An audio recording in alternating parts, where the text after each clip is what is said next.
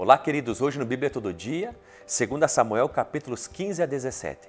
E no capítulo 15 vai falar de uma traição de Absalão em relação ao seu pai, o rei Davi. Como que começou? Como que ele fez isso? Primeiro ele se preparou de forma estrutural com carroças e carruagens e soldados e todos os dias, bem cedinho, ele ia a um lugar chamado a entrada da porta, diz o verso número 2 do capítulo 15. Lá era um lugar que as pessoas insatisfeitas e até mesmo injustiçadas iam e desabafavam aquilo que acontecia e com o intuito de ter um tempo com o rei para que o rei estabelecesse justiça sobre elas.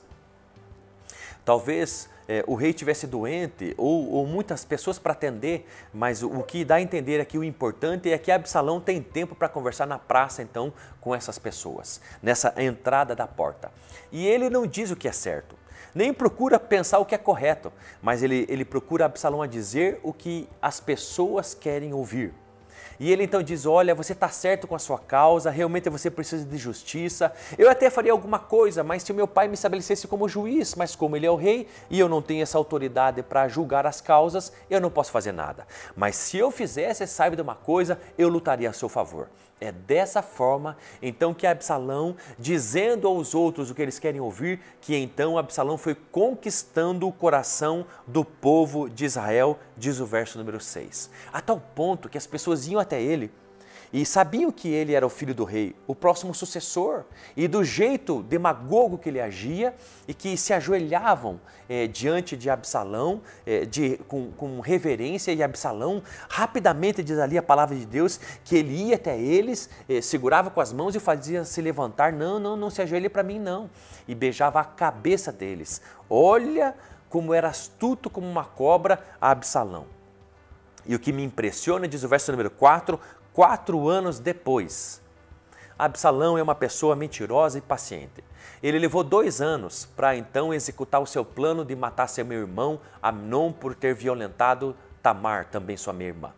E aqui se passa 4 anos, ele então conquistando o povo dia a dia de Israel, né, lutando contra o seu pai, difamando o seu pai, se achando melhor do que seu pai.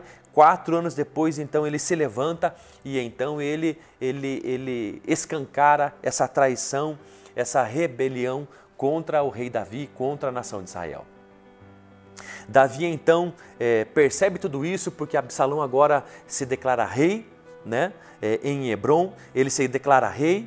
E então Davi diz assim, vamos fugir, chama as suas mulheres, chama os seus soldados, os seus valentes, os valentes de Davi, a família real com os seus soldados e os seus familiares. Então eles fogem de Jerusalém, eles fogem de Israel. Diz ali a palavra de Deus no verso número 14, olha que interessante.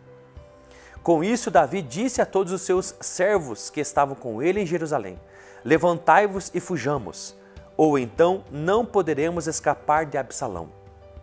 Fugir depressa, para que não nos alcance de repente e traga a nossa ruína e massacre, preste atenção nisso, e massacre o povo da cidade ao fio da espada. Absalão, olha que contraste entre Absalão e Davi. Absalão usa o povo para ter o que quer, poder. Davi escolhe fugir e deixar o trono para preservar o povo. Olha que contraste entre essas duas pessoas. Quem somos nós? Usamos as pessoas para ter o que queremos? Ou abrimos mão do que somos para preservarmos o povo, o outro? Esse é o coração do rei Davi. E é isso que ele faz. No capítulo número 16, nesse fugir de Davi, porque ele sabe que Absalão quer matá-lo, executá-lo, e ele foge porque ele sabe que Absalão é capaz, já matou o meu irmão Amnon, matar o pai não é um passo muito maior do que isso. Ele foge. E no capítulo número 16 vai falar 2 coisas que Davi sofre nessa fuga de Jerusalém e de Israel. Antes dessa fuga, aliás, nessa fuga ou antes dessas 2 coisas que acontecem, Ziba, que é um dos servos de Mefibosete, um dos descendentes de Saul, vai até o encontro da onde Davi está com com seus exércitos, com a família real, e ele leva bebida, leva comida, leva até jumento para a família real andar sobre o jumento. Com essa citação toda, Davi pergunta para Ziba: cadê teu senhor Mefibosete? Não deveria ter fugido junto comigo porque não me apoia? E então Ziba diz: não, muito pelo contrário. Ele diz que quer hoje a casa de Israel me restituirá o reino de meu pai. Diz o verso número 3. Ziba estava dizendo muito pelo contrário, Mefibosete quer o trono, quer o reino, porque ele é um dos descendentes de Saul. Ziba está mentindo, diz a palavra de Deus, porque no capítulo número 19, lá na frente, como a gente vai ver, a gente vai então perceber que isso é uma mentira. Por quê? Porque Ziba quer uma recompensa do rei Davi. Por causa disso, pense, Davi está fugindo com a família real e com seus soldados, está cansado, está com fome, então ele não consegue ver uma situação tão clara. Ele não consegue ver todas as partes então dessa situação e desse problema. Ele só escuta Ziba e com base nisso ele diz: Ziba, a partir de agora, tudo que pertencia ao teu senhor, Mefibosete, agora eu passo para você.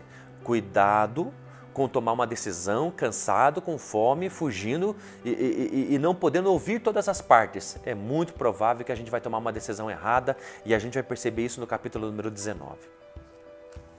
E o interessante então, que duas coisas acontecem nessa fuga ao rei Davi.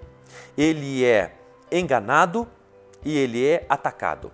Ele é enganado por Ziba, nessa situação que acontece, e ele é atacado por Simei, diz ali o início do capítulo número 16. Porque Simei está no alto da montanha, num vale onde eles estão passando, a família real com os seus exércitos, o rei Davi, e então Simei ataca de lá pedaços de barro e vai amaldiçoando Davi. Você é um maldito assassino. O sangue que há na família real de Saul é por tua causa, mesmo que não foi Davi que matou Saul, mas Simei estava amaldiçoando Davi e acusando e culpando a ele acerca da morte tanto de Saul quanto de Jonatas e quanto dos seus descendentes. Os soldados de Davi dizem assim: quer que a gente suba lá no alto e mate esse homem? Davi diz: não, deixa, porque se ele está falando isso é da parte de Deus. Deus está me corrigindo. Olha que coração de Davi.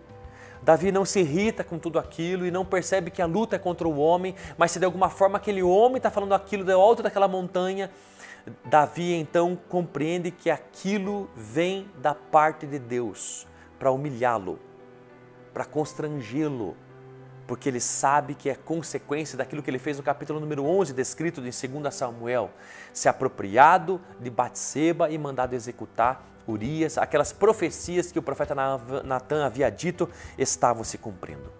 Então no capítulo final do capítulo 16 e no capítulo número 17 vai terminar falando sobre dois conselhos de dois homens conselheiros muito sábios de Absalão.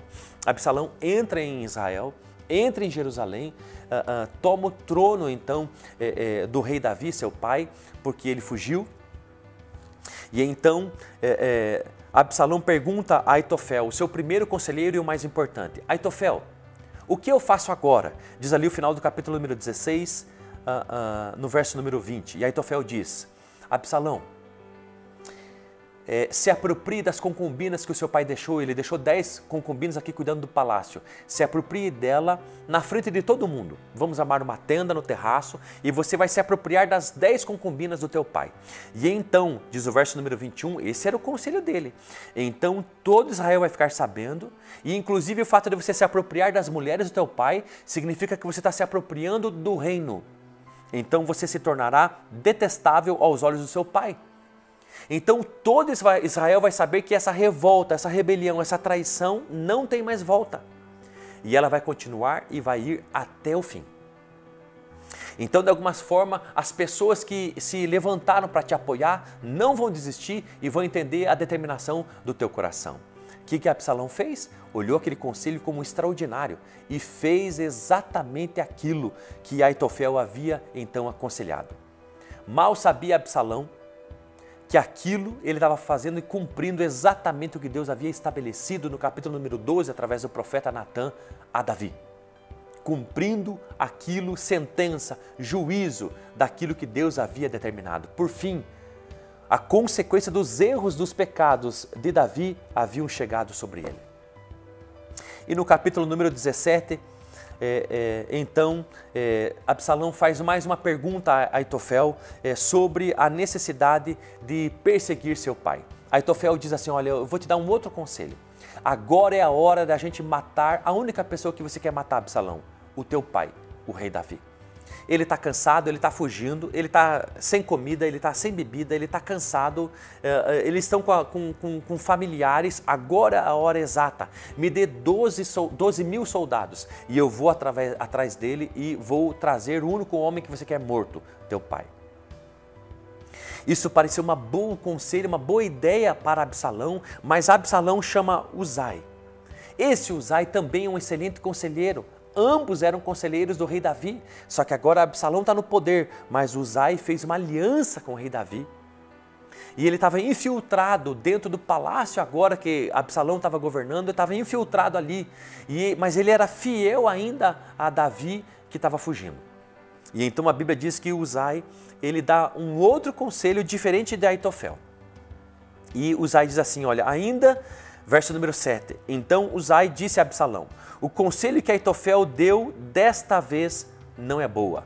Por quê? Porque Aitofel é uma pessoa muito considerada como um conselheiro extraordinário. Só para você ter uma ideia, no verso número 23 do capítulo 16, escute. Os conselhos que Aitofel dava naqueles dias eram considerados tanto por Davi como por Absalão como resposta de Deus a uma consulta. Tamanha era a experiência e sabedoria e conhecimento de Aitofel. Mas sabe de uma coisa? Não troque experiência, sabedoria e conhecimento de um homem pela sabedoria, conhecimento e experiências de Deus. Nunca pegue o conselho de um homem e aceite aquilo por verdade, desprezando o que a palavra de Deus e as Escrituras dizem. E então, Uzai vai dar um outro conselho, dizendo que esse conselho de Aitofel, de perseguir Davi e dar cabo nele definitivamente porque está cansado, não é um bom conselho. Uzai diz outra coisa. Uzai diz o seguinte, olha, você sabe que o teu pai é guerreiro, já matou gigantes e os homens, os seus guerreiros são valentes e todos guerreiros extraordinários. Se você for agora com 12 homens, como Aitofel diz, e o perseguir, saiba que o teu pai não vai dormir junto com os soldados. Ele é guerreiro experiente, ele vai dormir em outro lugar, vai se esconder numa caverna. E se você perder uma batalha agora, que você acabou de assumir o reino, se você perder agora, todos os teus soldados vão ser tomados por desânimo, por vergonha. O que você menos precisa agora, Absalão, é uma derrota militar. É esse constrangimento na guerra. Você precisa vencer definitivamente. Então eu te aconselho o seguinte, em vez de você ir agora com 12 homens perseguir o teu pai, não, primeiro reúna todo Israel e vá com toda a força atrás do seu pai. O que Uzai queria? Uzai queria dar tempo ao rei Davi para que ele fugisse definitivamente, recobrasse suas forças e se preparasse para a guerra. Era isso que Uzai queria. Absalão ouve essa ideia, então de Uzai e diz, você está certo, eu vou fazer o que você está dizendo. Por causa disso, Aitofel volta para sua cidade, coloca em ordem a sua casa e se enforca.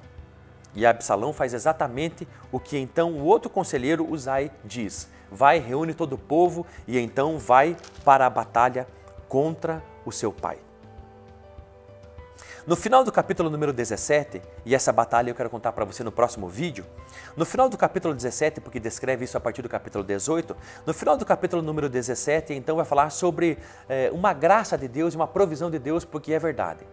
Davi está cansado, exausto, com fome, com sede, mas 3 homens, Sobe, Maqui e Barzilai, se levantam para dar descanso, para matar a sede e matar a fome, não somente de Davi e dos seus familiares, mas os seus exércitos e das suas famílias, de uma forma muito graciosa da parte de Deus. Olha que coisa interessante.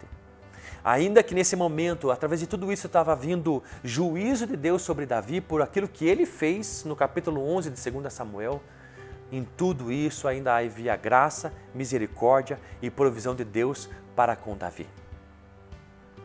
Olha que coisa mais poderosa quando a gente lê as Escrituras e a gente percebe que as misericórdias de Deus se renovam sobre nós a cada dia, mas Ele não tem o culpado por inocente e Ele julga as nossas escolhas e decisões. Que o teu e o meu caminho possa estar em justiça e em equidade. Que o teu e o meu caminho possa andar naquilo que é reto e certo aos olhos de Deus. Que a gente possa cada dia escolher isso, Mas se por algum motivo você tomou algum caminho errado, saiba de uma coisa: as misericórdias de Deus se renovam a cada dia. Peça a Deus graça, peça a Deus misericórdia, peça a Deus perdão. Ele vai olhar para o teu coração. Deus te abençoe.